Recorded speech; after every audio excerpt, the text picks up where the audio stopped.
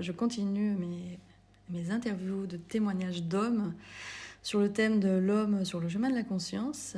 Et là, je suis aujourd'hui avec Doan, qui est aussi comme moi un accompagnement du féminin, du masculin, de l'humain en général, mais aussi du couple. Et on a beaucoup échangé sur le thème de la sexualité, aussi de ce qu'on rencontre dans les accompagnements, les abus, etc. Et aujourd'hui, c'était aussi à propos de qu'est-ce que c'est être un homme, en fait, les hommes qui sont un peu perdus dans le repère qui n'ont pas eu forcément de repères en tant qu'hommes et qui ont un petit peu de mal à se construire avec eux-mêmes et avec leurs partenaires. Et je trouve fort intéressant le témoignage de Doan, si tu veux nous expliquer un peu ton parcours, comment tu es arrivé là aujourd'hui, etc. Et partager ça, ce sera vraiment bon pour les hommes et les femmes d'entendre ce que tu as à leur dire, je pense. Ok, pour expliquer un petit peu effectivement rapidement mon parcours à la recherche finalement de qu'est-ce que c'est qu'un homme dans sa maturité. Moi personnellement, c'est vrai que j'ai eu la chance ou la malchance, je sais pas, d'avoir un père très absent. Et du coup, tout au long de mon enfance, de mon adolescence, j'ai essayé d'avoir un petit peu des repères masculins pour savoir effectivement quel modèle, quel genre d'homme je veux devenir plus tard. Et donc je me suis trouvé plein d'exemples par-ci par-là, un qui jouait bien de la guitare, un autre qui était un bon chef d'entreprise, un autre qui était un super prof de karaté, etc. etc. Et à un moment donné, peut-être vers l'âge de 30-35 ans, j'ai commencé un petit peu effectivement à buter. Parce que je ne trouvais pas finalement d'homme qui soit réellement dans sa maturité. Vraiment, peut-être l'image que je m'en faisais, je ne sais pas trop. Et du coup, je me suis dit, mais le seul moyen de devenir finalement l'homme, c'est à moi de décider quel genre d'homme je veux devenir, quoi. Et pour réellement, du coup, sortir de l'adolescence, sortir quelque part des jupons de maman, et pour devenir un homme mature, un homme sacré, qui est dans la décision, dans l'action, dans l'émerveillement, que ce soit dans la vie de tous les jours ou dans le couple. Ouais. Ok. Et donc, en fait, c'est une forme d'autonomie, et toi, tu as cheminé seul, finalement. Oui, tout à fait. C'est sûr que c'était en même temps une déception, et puis en même temps, quelque part, une opportunité pour moi de me créer moi-même, de décider en appui, finalement, avec mes valeurs, avec mes croyances, et de dire je veux devenir ce genre d'homme avec une certaine discipline de vie, avec une certaine avec de l'honneur. Et aujourd'hui, comme je dis, je suis encore sur le chemin, mais je pense quand même vraiment être pas loin de ce que c'est pour moi l'image d'un homme qui est dans sa maturité. Du coup, finalement, ce que j'entends, c'est que le modèle, en fait, de l'homme dans le patriarcat ne te convenait pas du tout. Enfin, tu voyais que c'était dysfonctionnant ou c'était pas satisfaisant pour toi. Et du coup, tu incarnes certaines valeurs, si je comprends bien. C'est important pour toi d'incarner certaines valeurs. Oui, je m'appuie effectivement sur ces valeurs-là, qui sont des valeurs d'intégrité, de sincérité, d'honnêteté, de discipline, de patience. Enfin, je pourrais nommer plein de vertus comme ça, bien sûr. Bon, après, c'est mon côté aussi un peu martial qui peut-être fait que je suis comme ça. Et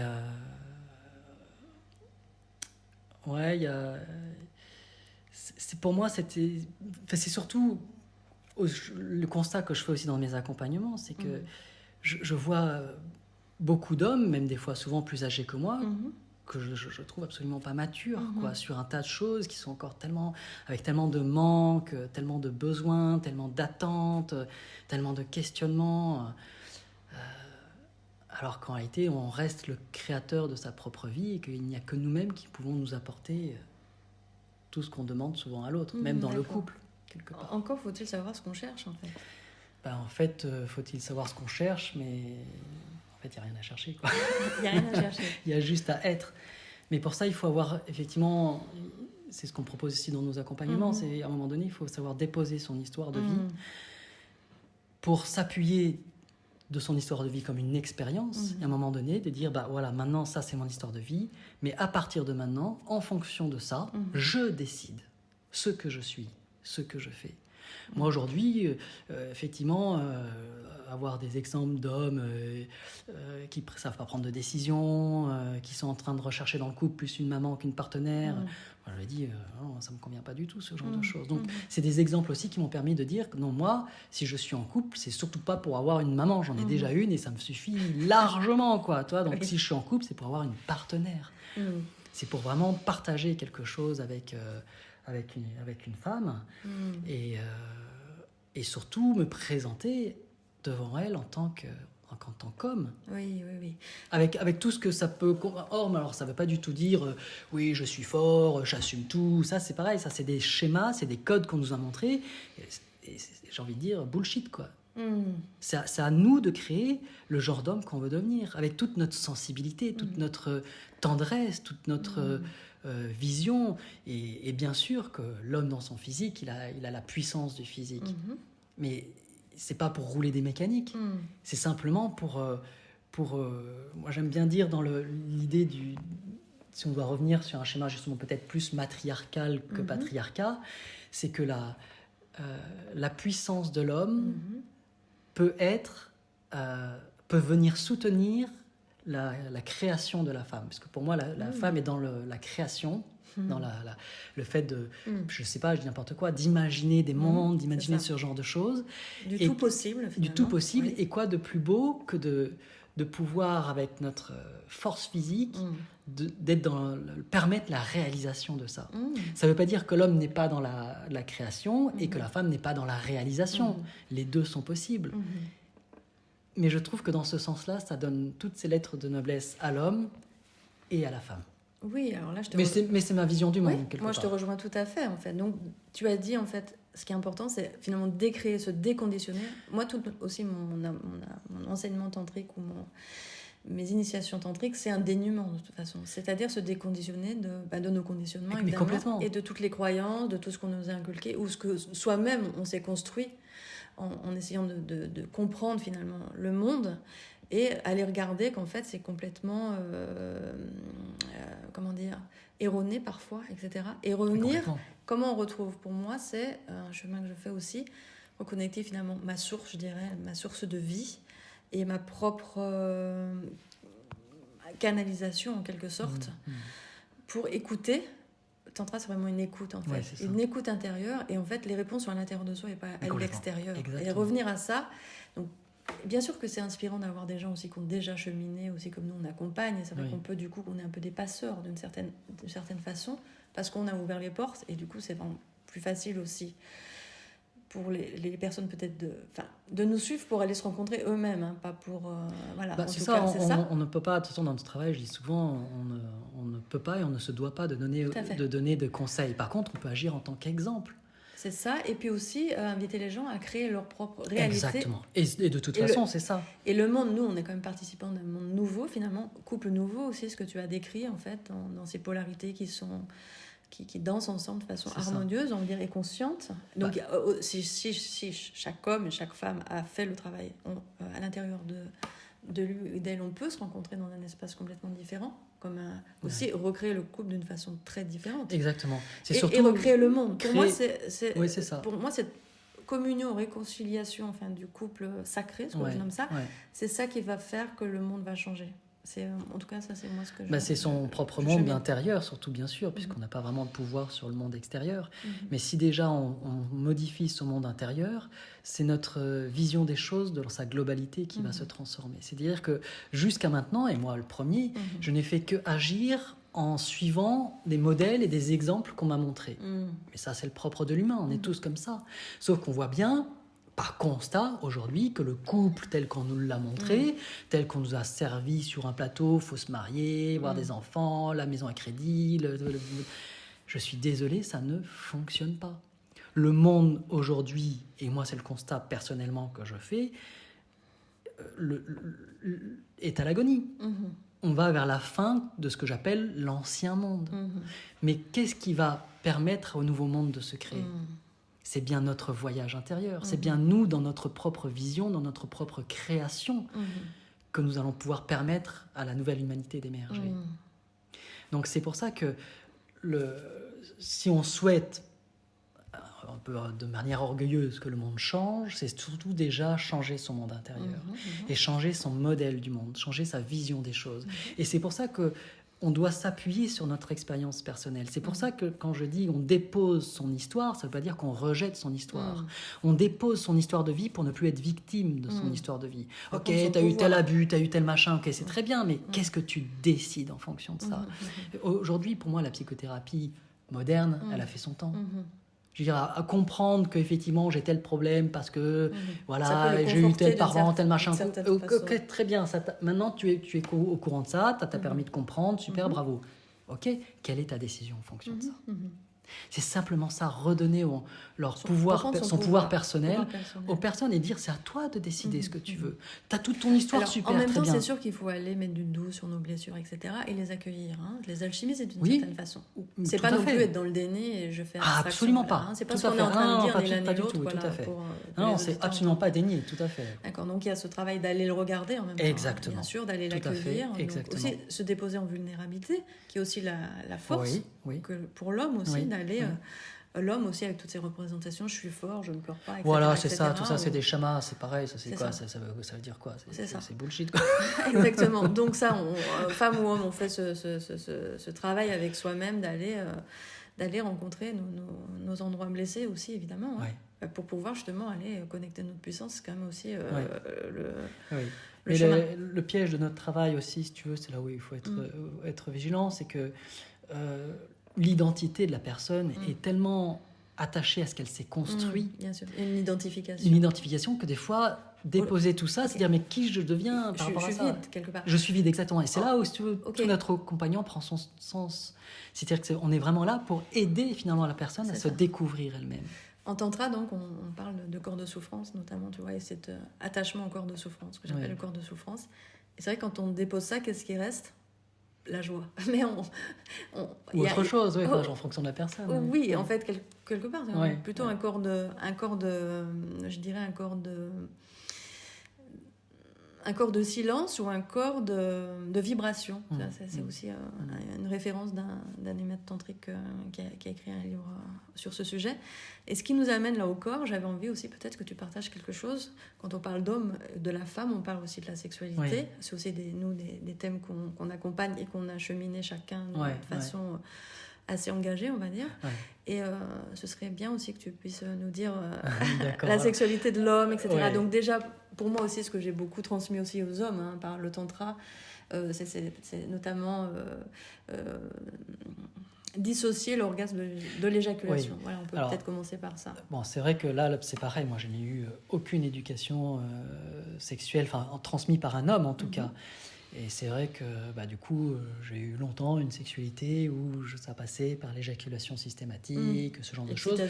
Excitation, etc. Et c'est finalement, à l'époque, ça me convenait bien parce que je ne me posais pas tant que cette question. Comme je t'expliquais tout à l'heure, rapidement, c'est vrai que j'ai commencé à m'intéresser un petit peu à autre chose quand j'ai eu mon deuxième enfant et que je ne voulais plus avoir d'autres enfants et qu'à cette époque-là, mon ex-femme ne prenait pas de contraceptif. Et là, j'ai commencé un petit peu à m'intéresser effectivement à qu'est-ce que c'est qu'un homme orgasmique, et de commencer à apprendre à dissocier la mécanique éjaculatoire de l'orgasme. Pour expliquer aux auditeurs, c'est que les hommes peuvent être multi-orgasmiques, c'est-à-dire avoir des orgasmes sans éjaculation.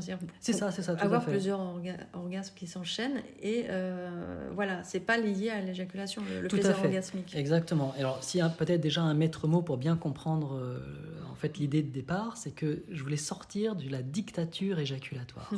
C'est-à-dire qu'il y a tout un espèce d'égrégore autour de nous où les hommes sont persuadés que leur plaisir passe par l'éjaculation. Et les femmes, pareil. C'est-à-dire que les femmes sont persuadées que l'homme prend du plaisir quand il a éjaculé. Et là, tout aujourd'hui, ce que j'enseigne à travers aussi mon expérience personnelle, c'est de déjà réapprendre à prendre du plaisir et en dissociant clairement l'éjaculation de l'orgasme. Et du coup, effectivement, savoir prendre du plaisir même avec une partenaire sans forcément éjaculer. Parce que finalement, notre sexualité se rapproche assez de la sexualité d'une femme. Une femme, elle ne va pas jouir systématiquement. Il y a des fois, elle peut prendre un orgasme, et des fois pas. Ça ne veut pas dire qu'elle ne prend pas de plaisir. Et en fait, un homme, c'est pareil. C'est pas parce qu'il a pas éjaculé, qu'en réalité, il n'a pas pris de plaisir. Mais pour ça, il faut déconstruire tout un espèce de schéma qui a été mis en place. Déjà ça, finalement, au niveau du mental, quelque part, avoir cette information. Et après, qu'est-ce que j'en fais physiquement ? C'est-à-dire, il y a une exploration, que ce soit pour la femme ou pour l'homme, d'ailleurs, une forme d'autonomie. Tout ce dont on parle dans la construction de l'homme ou de la femme, c'est un retour à l'autonomie, que ce soit sexuelle, affective, etc., pour être dans sa plénitude et rencontrer l'autre depuis un état de plénitude et pas de chercher en l'autre ce qui nous manque. Et au niveau de la sexualité, donc, ce qui implique en tout cas pour cette forme de maîtrise quand même, moi je parle même de maîtrise énergétique en tant que femme là, et en tant qu'homme, donc d'aller d'une exploration pour arriver à retourner finalement, comment tu nommes ça toi, l'éjaculation. Je sais pas. On parle d'éjaculation parfois. En fait, non, même pas, parce que c'est... je sais pas, si je me calque par rapport à ma propre expérience, comme je dis, je peux vraiment avoir toute la mécanique orgasmique, vraiment sans l'éjaculation, mais... Je l'ai travaillé vraiment avec des techniques respiratoires, à travers la masturbation, tout ça. Il y a vraiment une découverte, une redécouverte, même j'ai envie de dire, de son propre corps. Et je pense que pour l'homme, en plus, ça passe par la masturbation. Il faut vraiment apprendre à se découvrir soi-même, mais il faut sortir justement de juste se vider les couilles vulgairement. Tu vois, c'est vraiment se découvrir. C'est vraiment aller à la découverte de soi. Et faire monter le plaisir et stopper au moment où il y a la mécanique éjaculatoire pour stopper ça. Et après, finalement, c'est comme un entraînement de karaté, quoi. Plus on a fait à faire le mouvement, plus ça va être facile. Oui. En fait, c'est comme si c'est un nouveau chemin, j'ai envie de dire presque neurologique et physique en même temps. C'est-à-dire qu'en fait, avant, il n'y avait qu'un chemin, et là, tu découvres qu'il y a un autre chemin. Et je pense même que je ne suis même pas encore arrivée au bout de toutes mes découvertes. Quoi. Ce qui est formidable avec la sexualité, c'est que pour moi, c'est une exploration infinie. C'est ça, c'est tout on découvre aussi dans notre corps, il y a tellement de ressources. Ouais. Mais du coup, c'est vrai que tout devient un plaisir. Il n'y a pas que le plaisir au niveau du sexe. C'est vraiment, il y a tout qui se met en place, qui devient... dans un espace sacré, quoi, la moindre caresse, le moindre baiser, le moindre regard, c'est finalement... Et quand tu parles d'énergie sexuelle, c'est vrai qu'on retrouve du coup dans tous les aspects de la vie, finalement, cette énergie-là, parce qu'on finit du coup par s'émerveiller par un lever de soleil, par une plante qui pousse, et on rentre dans ce qu'est la vie. C'est un état d'émerveillement, finalement. Un état d'émerveillement et de plénitude. Ça, je trouve aussi de se libérer de ça ramène aussi un calme intérieur quelque part. On n'est plus dépendant finalement, ou on n'est plus dominé par ça. C'est ça, finalement on n'est plus dépendant des souffrances quelque part. On n'est plus construit par rapport à des manques ou des souffrances. Oui, exactement, tout à fait. Et peut-être ce qu'on a envie de témoigner, c'est que on peut être dans un état de joie en fait qui n'est pas sans l'empreinte des souffrances, etc. Quelle que soit l'histoire qu'on a eue, c'est etc. notre pouvoir. Oui. Que c'est un peu comme finalement j'ai envie de comparer à l'orgasme sans éjaculation, c'est-à-dire que la vie sans souffrance, c'est-à-dire que c'est pareil, c'est une forme de comment dire, réinformation intérieure en fait, comme une forme de nouveau mindset, un nouveau paradigme en fait. Et à imprimer, pour moi c'est vraiment imprimer dans nos cellules, c'est-à-dire l'ancrer. Moi je parle beaucoup dans le puissancement body-mind, c'est-à-dire que c'est pas intellectuel, tu peux avoir une information, mais comment tu l'incarnes en fait, c'est vraiment dans ton corps, dans toutes tes cellules, et c'est ça qui n'a plus besoin d'être pensé en fait, qui devient ta nouvelle nature. Évident. La nouvelle nature. Ça fait partie d'un entraînement. Pour moi, il y a vraiment dans l'idée aussi de la nouvelle humidité, de se libérer de toutes ces anciennes mémoires, de tous ces anciens schémas, de tous ces anciens codes, pour vraiment recréer quelque chose de nouveau. Moi, je dis souvent, c'est ma manière de voir les choses, mais on est tous absolument responsables du monde qu'on a aujourd'hui. Parce que on fait partie de cette création, et à chaque fois qu'on imagine, je dis n'importe quoi, un accident sur la route, n'importe quoi, même si c'est pas nous qui le vivons, le fait de l'avoir imaginé, on le crée dans l'égrégore par notre pouvoir créateur, et il va se créer quelque part. Donc si on va dire la moitié de l'humanité est en train de vibrer la pénurie, j'en sais rien, on le crée. Et le problème, c'est que les gens n'ont plus conscience de ça. Bon, là, je vais un petit peu plus loin, si tu veux, dans l'aspect spirituel, mais dans le fait aussi de se responsabiliser sur nos choix Et nos émotions, c'est de dire que nous sommes le créateur même de ce que l'on vibre. Donc ça veut dire que les événements de la vie sont les événements de la vie. Je donne souvent un exemple, je dis voilà, aujourd'hui, tu es en voiture, là, il y a le pneu qui crève. C'est un événement de la vie. Mais ton pouvoir, ça va être ta manière d'appréhender cet événement de la vie. Est-ce que j'en fais tout un plat? Est-ce que je me mets en colère? Ou est-ce que je le prends avec légèreté? Peu importe, il n'y a pas de bon choix de faire ça, mais c'est la manière d'être en conscience par rapport à cet événement de la vie. Bien sûr qu'il y a des choses qui peuvent nous mettre en colère ou qui peuvent nous mettre en tristesse, mais c'est là où on commence à toucher le divin, si tu veux, quand on prend conscience et de dire « Ah, là, il y a cet événement et je vais me mettre en colère. » Et là, tu sens toute la jouissance, justement, de la colère qui te monte. Dans ton corps, là. Et que du coup, tu vibres à 200%, alors qu'à l'intérieur, c'est hyper calme. Mais parce que tu es dans la vie. Tu n'es plus esclave de tes émotions. On n'est plus esclave, mais surtout, on est vivant. On est là pour être vivant. Oui, le truc, c'est pas de... Tu as parlé au début quand même de discipline. Le truc, c'est pas de contenir, de s'empêcher d'être vivant. Absolument pas. Bien au contraire, bien sûr. Pour moi, je parle orgasmic life, souvent, c'est-à-dire une vie orgasmique. C'est un peu ça, en fait. L'orgasme, c'est ça, il est partout. C'est-à-dire que, voilà, c'est vrai que la frontière, elle est mince entre se discipliner et du coup ne plus rien ressentir. Et souvent, il y a des gens d'ailleurs qui me disent « Ouais, mais on a l'impression que toi, tu ressens rien, tu souris pas, tu machin et tout. » Et en fait, c'est parce que la plupart des sketchs, je dis ça pas de manière péjorative, au contraire, avec tendresse, des histoires des uns et des autres, pour moi, c'est une grande pièce de théâtre. Donc, si tu veux, bien sûr, j'accompagne, et j'ai fait partie de ça aussi, et j'en fais encore partie de temps en temps. Mais des fois, je rigole de mon propre jeu de rôle, quoi. Je me prends pas au sérieux, et ça fait du bien, quoi. Moi, j'aime bien... Il y avait une phrase de Dan Millman qui a écrit Le guerrier pacifique, qui est génial. Il dit la vie, s'apprendre, ce n'est que humour et paradoxe. Oui, c'est ça. Et en même temps, tu vois, on parlait de notre pouvoir de ne pas être agi par nos réactions, enfin, d'une certaine façon, c'est ça. Par exemple, un peu le pouvoir sur son énergie sexuelle, comme on a nommé, etc., sur ses émotions face à un événement. Mais aussi, on a un pouvoir créateur, ça c'est intéressant aussi. De connecter ça depuis un autre endroit. Je ne sais pas ce qu'on pourrait partager par rapport à ça. Moi, je vois que j'avais une vision erronée du désir, par exemple. Et que, en fait, avant le désir, en fait, il y a comme une forme de joie intérieure, d'où émerge le désir et pas l'inverse. Et ensuite...